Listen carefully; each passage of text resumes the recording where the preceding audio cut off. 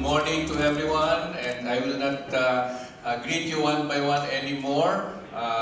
Just to say thanks really to the two institutes taking the lead in this additive manufacturing conference, ITDI and MIRDC. We have Director Bob Dison here, and representing ITDI, we have Dr. Bless Basilia, and of course the other teammates from ITDI. And of course to our very dedicated, and I should say one of the best examples of budding scientists that we have in the person of Dr. Gobet Advincula. Palakpakan po natin siya. Hindi na siguro natatandaan ni Gobet, pero even before he started his work on additive manufacturing, I already encountered him in one seminar that we sponsored at the Philippine Association for the Advancement of Science, and it has something to do with our technologies against, ano nga yung kalawang sa English? Corrosion. Okay. Do you remember that? Together with Shell and the Philippine Association for the Advancement of Science, we did this particular seminar. That must be more than 10 years ago, maybe, at the National Engineering Center. So later on, when I encountered the name of Dr. Advincula as a budding scientist in additive manufacturing, sabi ko, this is the same person who lectured to us on corrosion technologies. Okay. Anyway, I have a few messages to make or statements to make. It's really more of a request, okay, to address these concerns in relation to our additive manufacturing. But first of all, I just would like to say that it is a good idea to have a Philippine Additive Manufacturing Day, okay? But we have to explain this to the layman because, you know, ordinary people learn their arithmetic, they have addition, they have subtraction, they have multiplication and division. So if there is additive manufacturing, you better explain if there is subtractive and multiplicative. You know, I go around to the regions, and when I deliver my messages, I have to make sure that this is understood by the audience. And the audience is composed of the mayor, the councilors, the teachers, the businessmen, the farmers, the fishermen, and I have to make sure that they understand what we are doing, okay, the programs that we have. To me, it is easy to explain that we have a packaging research center, okay? Madali nilang ma-picture. I can explain easily our programs in, let us say, electronic product development, okay? I can easily explain the technologies that we use for waste treatment, okay? And but when I say additive manufacturing, kailangan mag-muestra pa ako kung ano ba yung additive manufacturing, okay? And compare it with something else. So I just would like you to help me in trying to come up with a good, shall we say, description of what it is, okay, and what it can do. You will learn more about the different technical aspects of additive manufacturing in today's conference. So my messages are not on the technical aspects, and I start with the first one on being clear on what the technology and the facilities can do to our industries, whether they are big or small.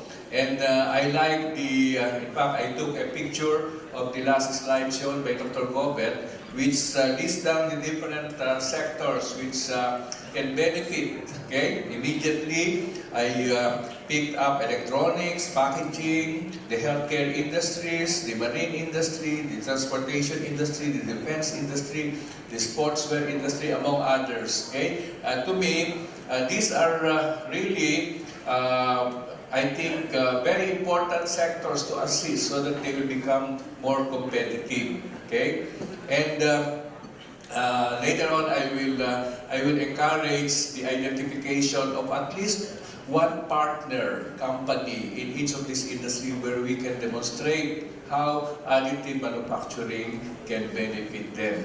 So the other one that I would like to say, in addition to being clear on how we can assist our industries, our entrepreneurs, the second one is to look at the different industry roadmaps. Parang kamukha din yung sinabi ni Dr. Gobet. These are the sectors, but we need to know what are their roadmaps also. Okay, so at DTI, they led in the development of the different industry roadmaps. Okay, where they are, where they want to be, okay, and the milestones that they want to achieve in a long-term period, let's say at least 10 years. And from there you will see where we can come in, okay? In the target milestone that they want to achieve for their sector, we can identify where best to come in terms of providing additive manufacturing technology services.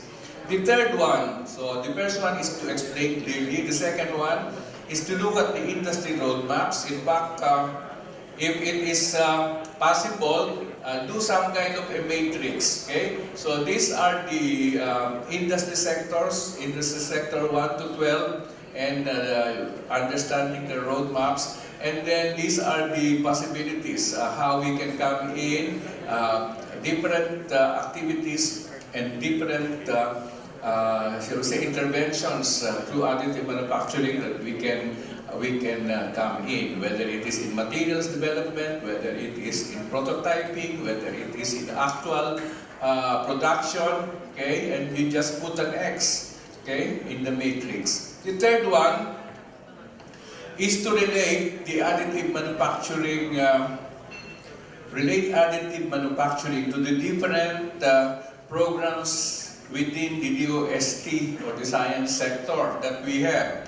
How do we make use of this additive manufacturing in our small enterprise technology upgrading program, for example, which is now eyeing to be elevated, okay, to industry 4.0. So how do we come in the setup program? How do we come in the Cradle program? I'm sure Secretary Yusek Guevara has mentioned that we have been encouraging an industry academic research program. Maybe what I said earlier about identifying one company each in the sector just to demonstrate can be the shall we say the kind of program that or strategy that we have. Okay, meron na akong naisip na, for example, sa marine. Okay, how do we use the, alam na siguro ni Fred, because Fred has been joining us in our visits to our trimaran project, but it's only one. There are other products that need our help. In healthcare, it was mentioned by Dr. Gobet, particularly since we are undertaking a major program on biomedical devices. Earlier, as I entered the room, I talked to Director Dison, and I was asking whether the, how do you call them, advisory steering committee, whether they are present, because they can help us a lot in this particular aspect. I understand John is the only one here, si Raya, yeah. And the other two are not present. They are coming. Dr. Bundok and the other one. Sino pa isa? Sino? Oh, pero it's not in the... Ano pa isa? Johnny Lee is coming also. Okay. Anyway, I was a little excited to see Dr. Bundok, ano? You know, Dr. Bundok, if he is the orthopedic that I know, siya ba yun? Dr. Bundok, yung aking doktor. Kasi, maybe 30 years ago, nananalo na siya sa mga invention doon sa UP Manila on different biomedical devices. So when I saw his name, natuwa ako na he is in the steering committee because he can contribute a lot. Dr. Mundok, I hope you can continue helping us in this aspect. Anyway, the Cradle project, okay, can be developed. For what I mentioned, having an example of a company in each of the sector where we can do some collaboration just to demonstrate how this additive manufacturing can really make them more competitive. Doon sa sportswear, meron ako naiisip and I'm sure they will be big. Okay? One of the biggest. The third, so I'm talking about explaining clearly what this can do, looking at the industry roadmaps, and relating it to our different programs. I mentioned setup, I mentioned Cradle. The other facilities that we have should be, shall we say, working in synergy, like the Electronics Product Development Center, the die and mold of MIRDC, their, ano ba yung material? The mechatronics and robotics, and then of course we have a big program now where the councils are very much involved, and this is in the business incubator programs. Okay, PShared is very active, followed by Picard. Okay, and even PCHRD is trying to make its own version of innovation hubs. Okay, not necessarily incubators. Now, so it is not only the existing companies we are trying to help, we can help startups. And the mention, for example, of Dr. Gobet about investing now in materials is something I think that we should take very seriously. Okay, investing in materials. There are a few startup companies that have been. In fact, I mentioned them as examples yesterday during our Inclusive Innovation Center conference with DTI and DICT yesterday. So ito mga startups, pwede rin maging output ng ating program. And of course, let us not forget, how do we bring in the academe? I'm happy that we have Bataan Peninsula here present. I don't know who else from the different universities are already involved. Meron na ba iba pa other than Bataan Peninsula? Universities, raise your hand. University representative, can you raise your hand? Oo. Yung ba? Kaya ba meron isang proposal? Isi o dito. Anyway, so the academe, okay, like parang nakita ko si may balik pang isa nandoon eh. Balik scientist po ba kayo? Hindi. Oo. Oo, pakitayo nga po. Siya po tumutulong sa PIATI. Oh, and alam naman natin ang PIATI is well known for the aeronautical engineering program. So baka meron tayong magawang project involving PIATI. Thank you po, Dr. Reyes po, ano? Okay. And even another private university that has been involved in our development of new products, itong Holy Angel. Holy Angel has one balik scientist in the person of Dr. Almasan. Ewan ko kung meron mga taga-Holy Angel na present dito. Wala pa. But they are very much involved in communications and electronic products. And in fact, there will be an inauguration of their incubator on September 30. They can also be an example of academe that we can work or relate with. Now, of course, there are other universities where our partner DTI has set up Fab Labs. Okay, I remember one of the first universities I saw is the Bohol State University. Sino pa ba yung iba? We have the Philippine Science High School, of course, pero syempre hindi pa university yun. Ha? MSUIIT, okay? And I think Bicol University also. Kayo, saan kayo? Ha? Oh, Bicol, tama yung ano ko. There are others na nakita ko na yung PubLab nila that was set up by DTI. Of course, UP, I got a report from our team that when they visited your laboratory last two Saturdays ago, they saw that there are many students from other schools that are doing some work and undergoing training in that place. So, academe is important also.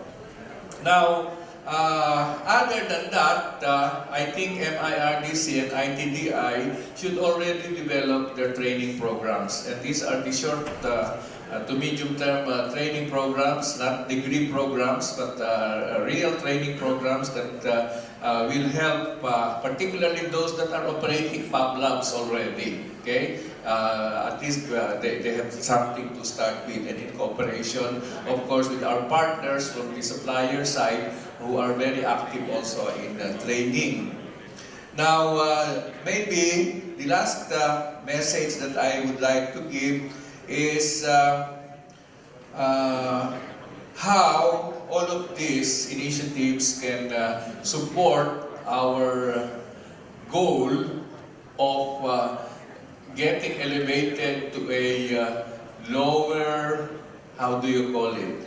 Lower bracket developed, industrialized country, okay, developed economy. So we are still in the category of developing, okay? But from the economic team of the government, there is that goal of being brought into the category of developed country even at the lower level or lower bracket. So we can graduate already from the developing country category. Kaya umakyat na sa develop kahit na nandun lang sa lower bracket ng develop. So I think technology, science and technology and innovation will be the key to this. There are many other problems that has to be solved in our country. It's not that I want to forget all the other problems, but I think we can focus on what we are good at, okay? And let them also address the problems that are assigned to the different agencies of government, okay? So, yun lang siguro ang aking messages dito. Let us continue trying to lift our rankings in the different rankings that are being made, whether they are university rankings or whether they are publication rankings or whether they are the Global Innovation Index ranking. Let us keep on, okay, trying our best, okay, so that we can go up a little more. The improvement from 73 to 54 in the Global Innovation Index is something we are proud about, but I am very positive that it is quite easily achievable to go up to at least number 40 in the rankings in a matter of 3 years. Baka mamaya nga pwede pang 30, okay? Because in many of the factors that are being considered, we went up to very high rankings, number 6, number 18, number 1 in certain instances. But there are, of course, factors where we are still, if we are number 1 in the percentage of high-tech export, we are number 128 in access to credit. Number 1 and number 128 out of 129. Okay?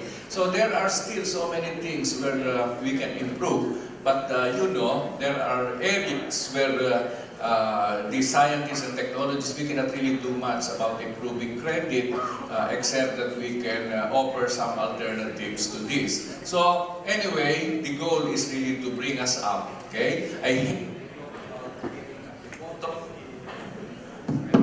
Dahil yan na yung mga naririnig ko mula nung nag-umpisa pa ako magtrabaho sa DOST noong 1982. Ayoko na maririnig yung kawawa naman kami, we are at the bottom. Kahit na sabihin mong nasa bottom, ayoko nang pag-usapan yon dahil I think the best way is to be inspired to move up. Okay? So I really appreciate all these initiatives that you are taking, particularly kamukha ng mga initiative ni Dr. Gopet.